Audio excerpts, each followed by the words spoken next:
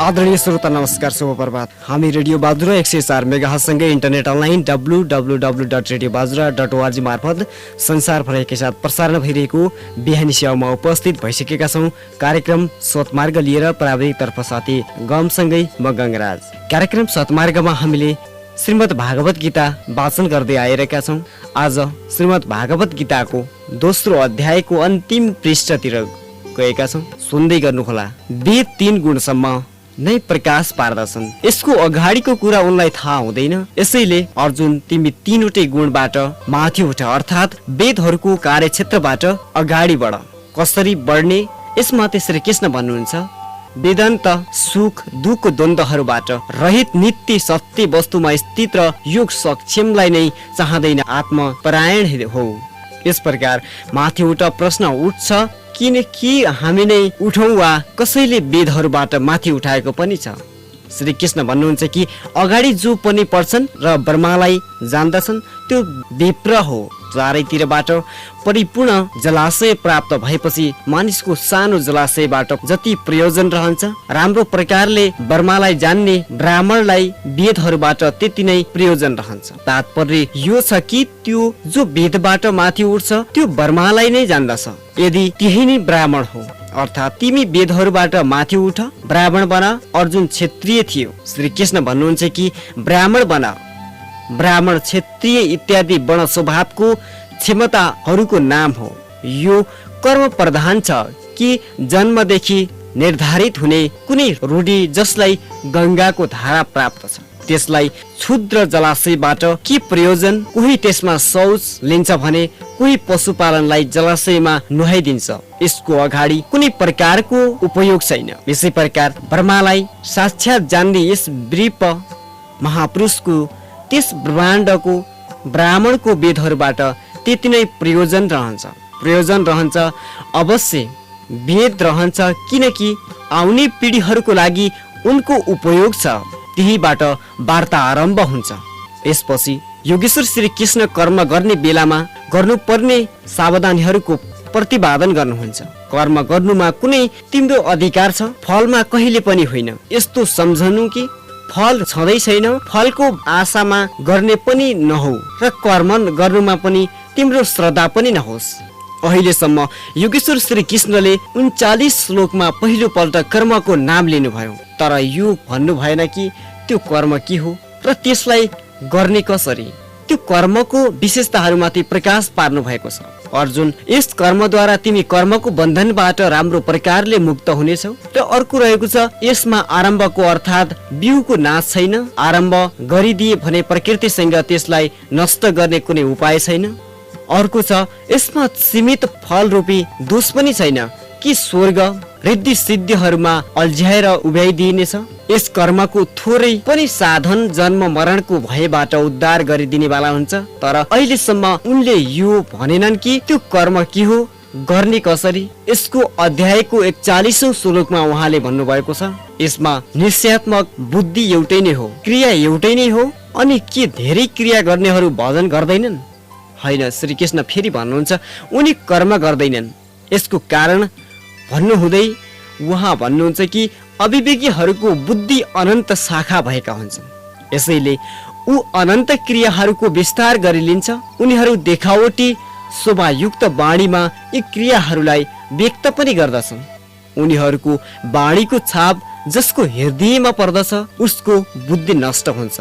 अत निश्चयात्मक क्रिया एक हो, तर यो भन्नु भएन कि क्रिया कुन हो। 47औं श्लोकमा उहाँले भन्नुभयो, अर्जुन, कर्म गर्नमा तिम्रो अधिकार छ, फलमा छैन। फलको आशा राख्ने पनि नहो र कर्म गर्नमा तिम्रो श्रद्धा पनि नहोस्। अर्थात् निरन्तर गरिरहेका लागि त्यसैमा लिएर भए गर्नु, बिना भएर गर्नु। तर यो भन्नु भएन कि त्यो कर्म के हो। यस श्लोकलाई उदाहरण दिँदै मानिसहरू भन्छन् कि केही पनि गर, मात्र फलको कामना नगर। भइसक्यो निष्काम कर्मयोग। तर अहिलेसम्म श्री कृष्णले भन्नु भएन कि कर्म कुन हो जसलाई गरौँ। यहाँ मात्र कर्मको विशेषतामाथि प्रकाश पार्नु भएको भयो कि कर्म दिन्छ के कर्म गर्ने समयमा पालना गर्नुपर्ने सावधानहरू के हुन्, त्यसमा पनि प्रकाश पार्नुभयो। प्रश्न जस्ताको तस्तै बनेको छ, जसलाई योगेश्वरले अगाडि अध्याय 3-4 स्पष्ट पार्नुहुनेछ। फेरि यसमाथि, हे धनञ्जय, आसक्ति र सङ्ग दोषलाई त्यागी र रिद्धि सिद्धि र असिद्धिमा समान भाव राखेर योगमा स्थिर रहेर कर्म गर। कुन कर्म? निष्काम कर्म गर। सम्बत्तो योग उच्चते। यो सम्बद्ध भावनालाई नै भनिन्छ, अथवा यो सम्बद्ध भावलाई नै योग भनिन्छ। विषमता जसमा नहोस् यस्तो भावनालाई समत्व भनिन्छ। रिद्धि र सिद्धिहरू विषम बनाउँछन्। आकस्मिक हामीहरूलाई विषम बनाउँछ। फलको इच्छा विषमता उत्पन्न गर्दछ। यसैले फलको वासना हुनु हुँदैन। फेरि पनि कर्म गर्नुमा श्रद्धा अश्रद्धा पनि नहोस्।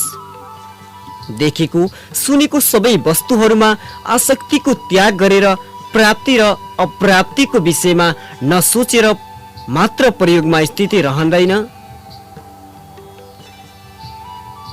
मात्र योगमा स्थिति रहँदै कर्म गर। योगबाट चित्त चलायमान नहोस्। योग एउटा प्रकाष्ठाको स्थिति हो र एउटा आरम्भको स्थिति पनि हुन्छ। आरम्भमा पनि हाम्रो दृष्टि लक्ष्यमा नै हुनुपर्दछ। अत यो योगमा दृष्टि राख्दै कर्मको आचरण गर्नुपर्दछ। सम्मत भाव अर्थात् रिद्धि र असिद्धिमा समभाव नै योग कहलाउँछ। जसलाई सिद्धि र असिद्धि विचलित गर्न सक्दैन, विषमता जसमा उत्पन्न हुँदैन, यस्तो भाव हुनुको कारण यसलाई सम्मत्व योग भन्ने गरिन्छ। यो हुनबाट सम्मत्व दिलाउँदछ। यसैलाई सम्मत्व योग भनिन्छ। कामनाहरूको बिल्कुलै त्याग छ। त्यसैले यसलाई निष्काम कर्मयोग भनिन्छ। परमात्मासँग मेल गराउँछ। यसैले कर्मको नाम योग अर्थात् मेल हो।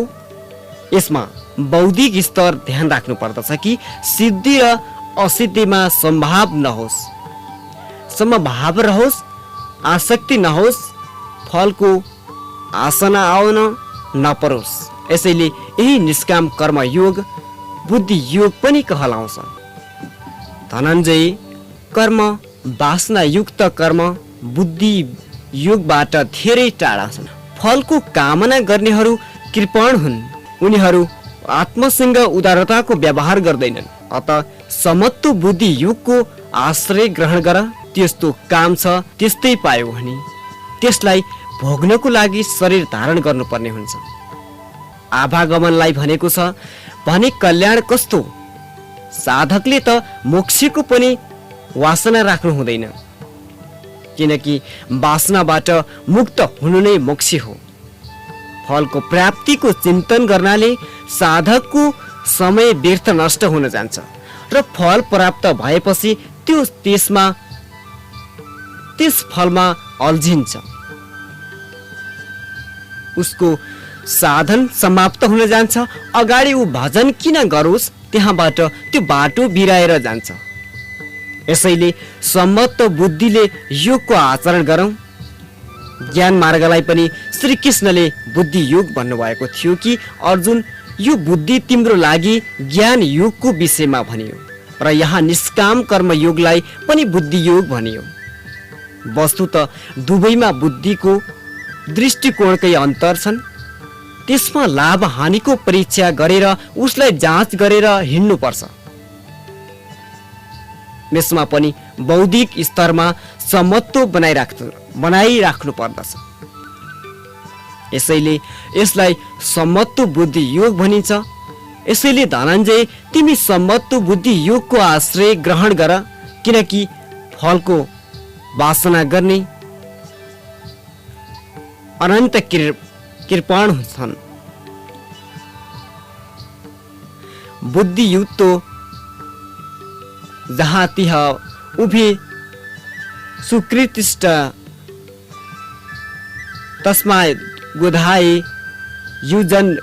युजस्सु यु कर्मसु कौशलम। सम्बत्तो बुद्धियुक्त पुरुष पुण्य पाप दुवैलाई यसै लोकमा त्यागिदिन्छ। त्यसमा विपायमान हुनु हुँदैन।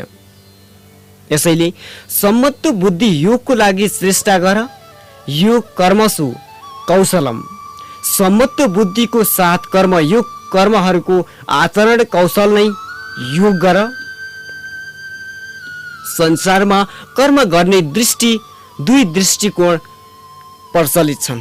मान्छेहरू कर्म गर्दछन् जब उसको फल पनि अवश्य चाहन्छन् वा फल पनि पाएपछि कर्म गर्न चाहँदैनन्। तर योगेश्वर श्रीकृष्ण यी कर्महरूलाई बन्धनकारी भन्नु हुँदै आराधनालाई एकमात्र कर्म भन्नुहुन्छ। यस अध्यायमा उहाँले कर्मको नाम मात्र लिनुभयो। अध्याय 3 को 9औं श्लोकमा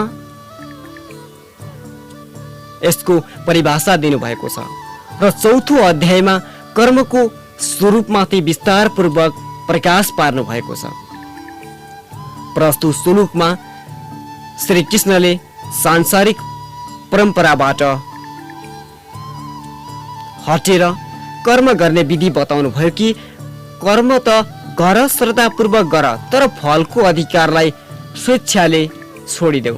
फल यहाँ जान्ने छ। यो कर्म नै कर्म गर्नु कौशल हो। निष्काम साधकको सबै शक्ति यस प्रकार कर्ममा लागेको रहन्छ। आराधनाको लागि नै शरीर हो तापनि जिज्ञासा स्वाभाविक हो कि सधैँ कर्म नै गर्दै रहनु छ वा यसको केही परिणाम पनि निस्केको छैन, निस्कने छ। यसैलाई हेरौँ। बुद्धि योगले युक्त ज्ञानजन कर्मबाट उत्पन्न हुने फललाई त्यागेर जन्म र मृत्युको बन्धनबाट छुटकारा पाउँछन्। उनीहरू निर्दोष अमृतमय परम पदलाई प्राप्त हुन्छन्। यहाँ 3 बुद्धिहरूको चित्रण छ। श्लोक 39 मा सांख्य वृद्धिमा 2 फल छन्, स्वर्ग र श्रेय।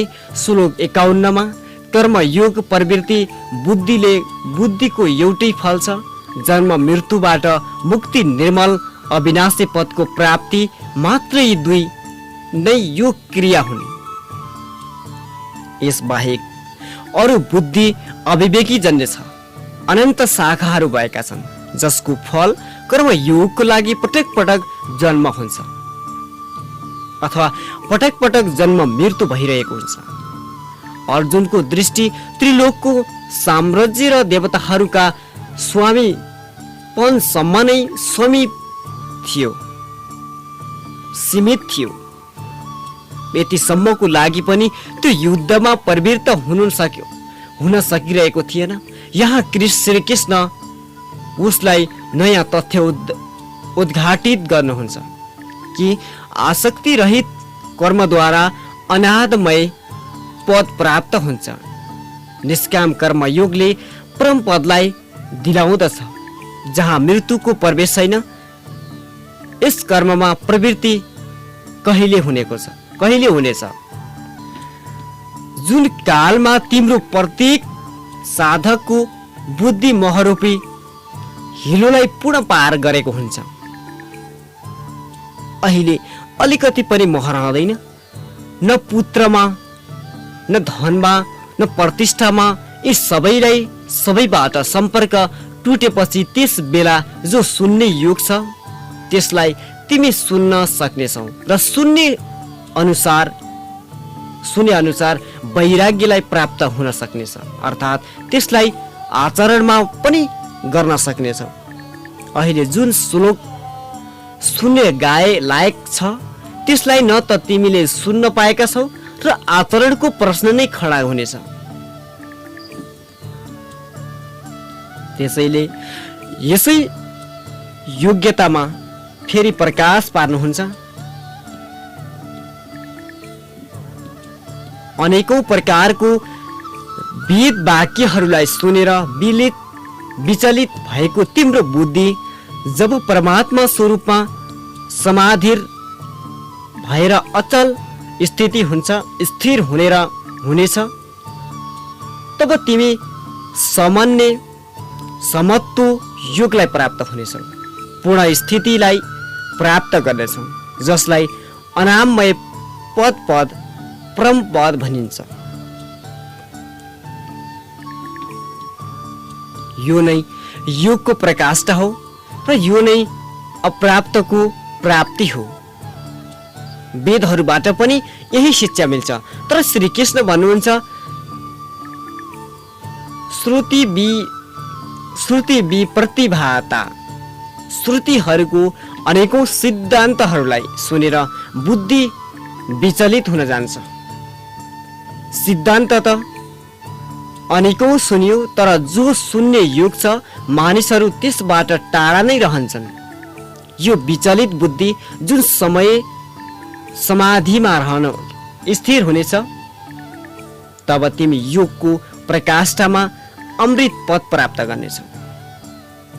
यसैमा अर्जुनको उत्कण्ठा स्वाभाविक थियो कि ती पुरुषहरू कसरी हुन्छन् जो अनामय परम पदमा स्थित छन्, समाधिमा जसको बुद्धि स्थित छ।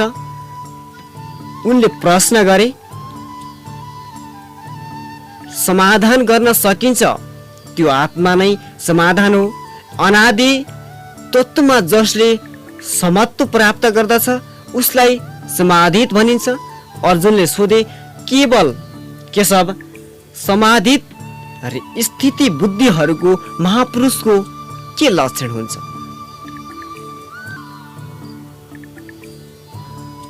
यहाँ स्थित प्रज्ञ पुरुष कसरी बोल्छ, उनी कसरी बस्छ, उनी कसरी हिँड्छ, यी चारवटा प्रश्न अर्जुनले गरे। यसमा भगवान कृष्णले स्थिति प्रज्ञको लक्षण बताउँदै हुनुहुन्छ। प्रजहाति यदा कार्मान स वार्पाथ मनोगतन आत्मनये बात्मना तुष्ण स्थित प्रज्ञेशतु दुस्तते। पार्थ, जब मानिस मनमा स्थित सम्पूर्ण कामहरूलाई त्यागिदिन्छ, तब त्यो आत्मामा नै सन्तुष्ट भएर स्थिति बुद्धिवाला भनिन्छ। कामहरूको त्याग भनेर गरेपछि त्यो आत्माको दिग्दर्शन हुन्छ। यस्तो आत्मा अमृत महापुरुष नै स्थिति प्रज्ञ हो।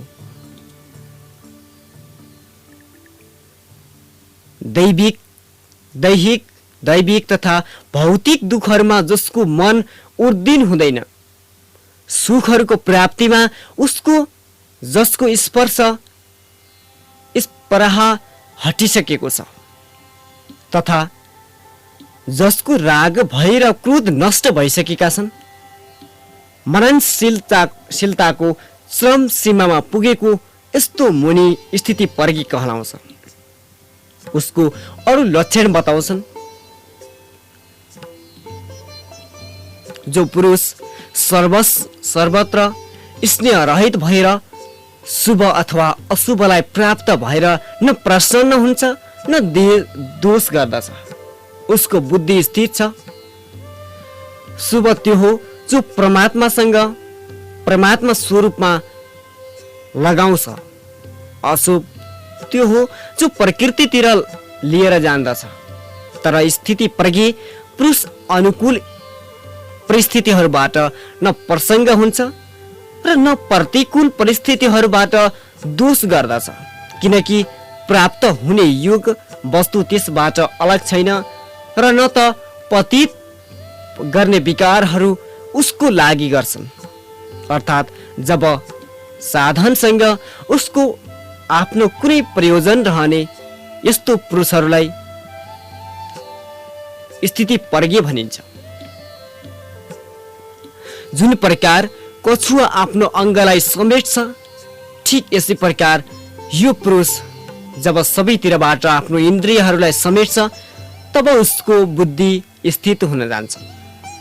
खतरालाई देख्ने बित्तिकै कछुवा जुन प्रकार आफ्नो टाउको र खुट्टा लुकाउँदछ, ठिक यसै प्रकार जुन पुरुष विषयहरूमा विचारण गर्दै गरेको इन्द्रियहरूलाई सबैतिरबाट समेटेर हृदय देशमा निरोध गरिलिन्छ, त्यस समयमा त्यस पुरुषको बुद्धि स्थिर हुन्छ। तर त्यो एउटा दृष्टान्त मात्र हो। खतराको आभास समाप्त हुनसाथ कछुवाले आफ्नो अङ्ग पुनः फैलाउँछ। यसै प्रकार स्थिति प्रज्ञ महापुरुष पनि विषयहरूमा रस लिन थाल्छ। यसमाथि फेरि भन्नुहुन्छ, इन्द्रियहरूद्वारा विषयहरूलाई ग्रहण नगर्ने पुरुषहरूको विषय त निर्वृत्त हुन जान्छ, किनकि यो उहाँ ग्रहण गर्नुहुन्न, तर उसको राग निर्वृत्त हुँदैन, आकर्षित लागेकै रहन्छ। सम्पूर्ण इन्द्रियहरूलाई विषयहरूबाट समेट्नेवाला निष्काम कर्म योगको राग पनि परम दिष्टा वा अथवा परम तत्त्व परमात्माको साक्षात्कार गरेर निर्भीत हुन जान्छ। महापुरुष कछुवा जस्तै आफ्नो इन्द्रियहरूलाई विषयमा फैलाउँदैनन्। एक पटक जब इन्द्रियहरू समेटिए पछि संस्कार नै समाप्त हुन जान्छ। फेरि ती निस्कँदैनन् कि निष्काम कर्मयोगको आचरणद्वारा परमात्माको प्रत्यक्ष दर्शनका साथै त्यस पुरुषको विषयहरूबाट राग पनि निर्वृत्त हुन जान्छ। प्राय चिन्तन पथमा हट गर्दछन्। हटद्वारा इन्द्रियहरूलाई रोकेर उनी विषयबाट त निर्वृत्त हुन जान्छ, तर यसमा उसको चिन्तन राग लागेको छैन। यो आश्रित परम दिष्टा वा परमात्माको साक्षात्कार गरेपछि निर्वृत्त हुन जान्छ। यसभन्दा पूर्व हुँदैन। पूर्व महाराजजी यस सम्बन्धमा आफ्नो एउटा घटना भन्नुभएको थियो। गृहस्थ भन्दा पूर्व उहाँलाई 3 पटक आकाशवाणी भएको थियो। मैले सोधे, महाराजजी तपाईलाई भविष्यवाणी किन भयो? हामीहरूलाई त भएन। जब यसमाथि महाराजजीले भन्नुभयो, हो इसका महु के भई रही, अर्थात् यो सन्देह मलाई पनि भएको थियो। जब अनुभवमा आयो कि म 7 जन्मदेखि लगातार साधु छु।